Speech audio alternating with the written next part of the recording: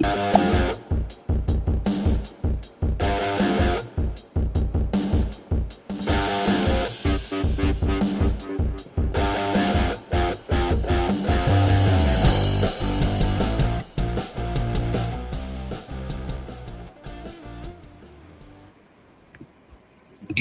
morning, hockey fans. This is Stephen Heisler with HeisHockey.com, the Victorious Hockey Company, and the Junior Hockey Discussion Group on Facebook.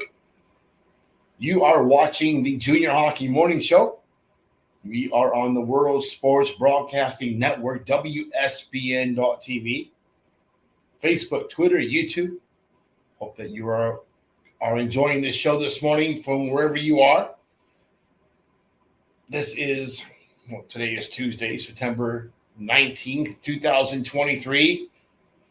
Usually on Tuesdays or Wednesdays, depends on how we feel, we do the vault, bringing back a very important topic, vaping, because once again, it is a massive issue. It is an overwhelming issue. Got probably at least 20 calls and messages about the players vaping at the Blaine Showcase from the youth events, from the NAHL teams, players, coaches, just outside the lines of absolute ridiculousness. Probably the only black eye from the showcase are these incidents when kids are hiding out behind the building, aside the building, trying to get their vape in between games.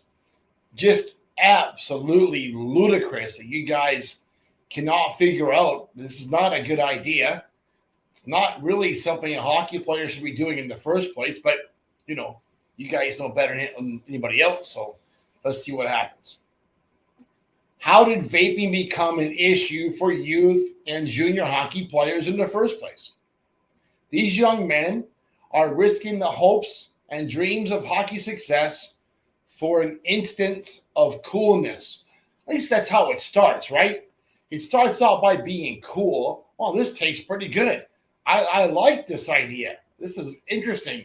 I'm really cool. Then what happens? Junior players have a history of vices that have had catastrophic impacts on careers. Over the years, it's been smoking cigarettes, dipping, cannabis, drinking, and even puck bunnies. All these things have had incredibly devastating impacts on players' careers.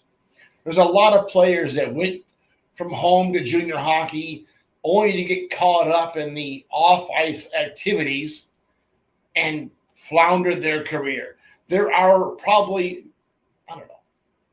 thousands of hockey players that really could have been more than what they are or what they became, and their career died because of off-ice baloney. They probably could have done something better. We hear about those kids all the time, haven't we? We hear about them all the time when they turn 30. Really, that could have been something if I took that more seriously. Don't fall into that trap, boys. The sad part is there are way too many ex-hockey players that have their careers cut short with such stupidity. Players are not the only dummies that we have that have developed this massive vaping habit. It appears that there are many coaches falling into the same trap. And it's not a good look when you tell players don't do something and the coach is out back doing the same thing. Makes absolutely no sense. Do as I say, not as I do. For a young coach, that simply does not work. You are a massive impact. You are a massive influence on these players. Show some responsibility. Show some professionalism. Don't be a negative impact on these kids' lives going forward. But that's what you're doing. These e-cigarettes contain pods with a variety of synthetic flavors and a mixture of other chemicals. While these products do not use tobacco, many e-cigarette cartridges, pods, contain approximately the same amount of nicotine as an entire pack of cigarettes. That's why those guys keep puffing, because they're stuck. They can't get that thing out of their mouth.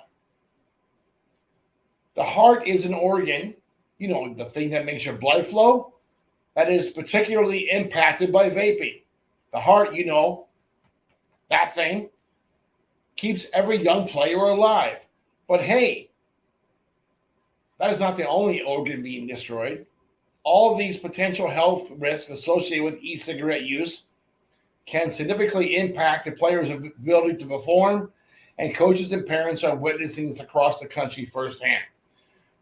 Whenever I bring this issue up to coaches, they admit it's an epidemic, and they admit it's almost impossible to stop.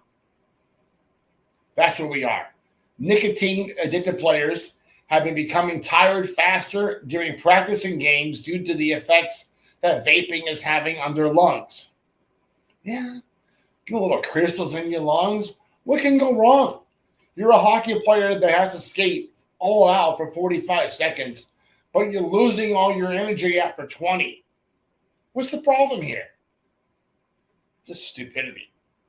Data collected in 2020 shows that teenagers and young adults who vape face a much higher risk of COVID-19 and other respiratory illnesses than peers who do not vape. The study, which was published in 2020, is the first to examine the connection between youth vaping and COVID-19 using U.S. population-based data collected during the pandemic. Among young people who were tested for the virus that causes COVID-19, the research found that those who vaped were 5 to 7 times more likely to contract the virus than those who did not use e-cigarettes and vapes.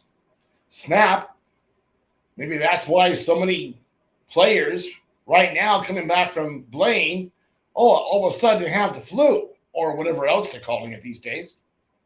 So what's the solution? I'm going to say it now. I'm going to say it again. I'm going to say it over and over every year until you guys put those damn things down. The only solution is zero tolerance. Period. Unlike seasons of the past, there are plenty of players readily available to replace those that cannot stop vaping, dipping, or smoking dope. I don't care if it's legal or not. You're a hockey player trying to move up to the next level. It's not playtime.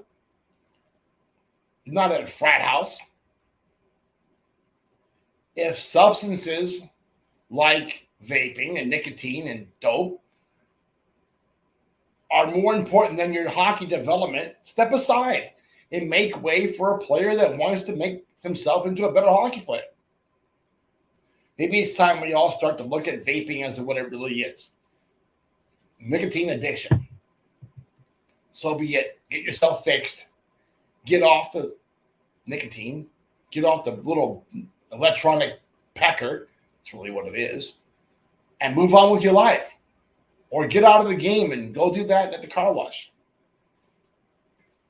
Enough already. It's embarrassing. That's it for today.